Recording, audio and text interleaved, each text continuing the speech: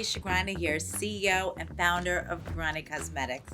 Today, I wanted to go over how to correctly apply my best-selling lash serum, GrandeLASH-MD. 1.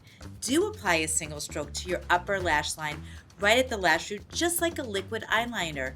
Don't apply to the actual lashes themselves, the lower lash line, or the inner tear duct area. 2. Do use a single dip into the bottle for both upper lash lines. Also be sure to wipe off any excess product off the applicator. Don't use more than one dip into the bottle or apply multiple strokes per each eye. Overuse can cause irritation. 3.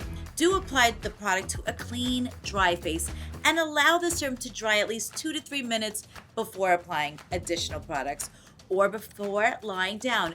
Don't rub your eyes, layer additional products, or lay down before allowing GrandeLASH-MD to completely dry.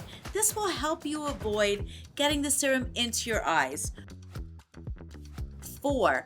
Do apply GrandeLASH-MD consistently once a day for a full 3 months.